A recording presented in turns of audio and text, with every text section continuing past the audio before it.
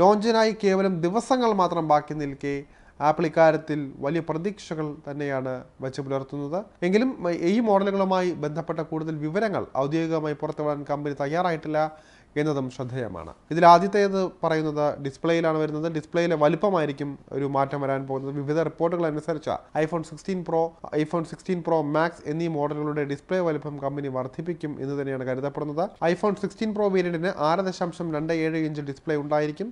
അതേസമയം iPhone 16 Pro Max 6.86 inch screen അവതരിപ്പിക്കുമെന്ന് പ്രതീക്ഷിക്കാം.